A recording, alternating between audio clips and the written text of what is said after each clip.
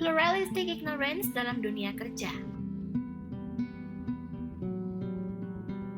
Pernahkah Anda merasa terdorong untuk menyetujui keputusan selama rapat online?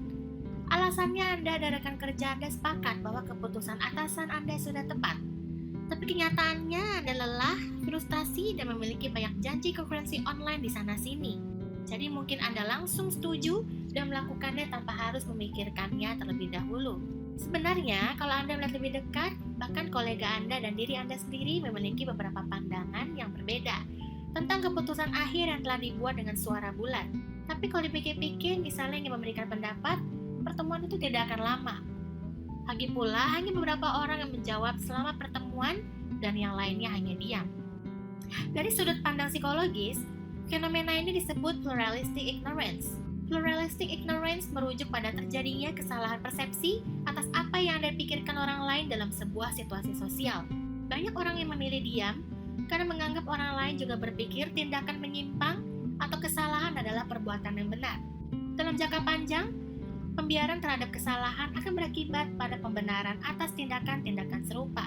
Selain itu, pengabaian pluralistik ini dapat diartikan bahwa ketika orang-orang mengabaikan masalah lingkungan atau kondisi darurat dengan berasumsi bahwa tidak ada suatu masalah dalam keadaan darurat, karena tidak satupun orang yang memperhatikan.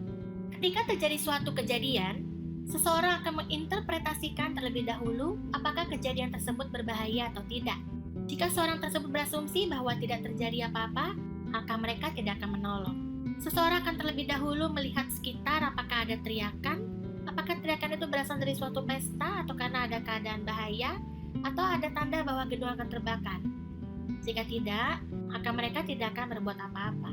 Karena keadaan darurat seringkali terjadi secara tiba-tiba dan merupakan kejadian yang membingungkan. Penonton cenderung untuk terdiam, mengamati dengan ekspresi kosong, dan mencoba untuk mencari tahu apakah yang sebenarnya terjadi. Ketika mereka saling menatap satu sama lain dan mereka melihat bahwa orang lain tidak terlalu memperhatikan. Hal ini disebut pengabaian pluralistik atau pluralistic ignorance. Setidaknya ada 3 tips yang bisa Anda gunakan untuk mengatasi bias pluralistic ignorance untuk sesi kantor ini. Pertama, sebagai pemimpin forum, Anda harus lebih aktif dalam mendekati peserta rapat. Pemimpin forum setidaknya memiliki lebih baik fleksibilitas dalam status pertemuan. Jika semuanya menjauh dari kamera dan mikrofon, pemimpin forum dapat mengundang peserta forum untuk menyampaikan pendapatnya melalui kolom chat atau Q&A jika ada pertanyaan. Kedua, pimpinan forum juga dapat mengatur waktu dan durasi pertemuan. Misalnya, pertemuan diadakan di luar jam kerja, seperti melalui forum Zoom meeting dengan perkiraan waktu durasi 1,5 jam. Secara sistematis, diskusi tidak boleh terlalu rapat dan padat sehingga orang tidak mudah jenuh.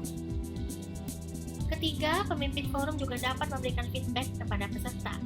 Pastikan peserta forum merasa mereka dalam kondisi yang baik dan pasti memikirkan kembali keputusan mereka. Peserta forum juga dapat merasakan kehadirannya dan terlibat dalam setiap keputusan. Dengan begitu, mereka tidak akan terkejut pada pertemuan berikutnya. Terakhir, catat hasil sesi sehingga semua peserta sesi dapat membaca dan mengetahui dalam file terpisah.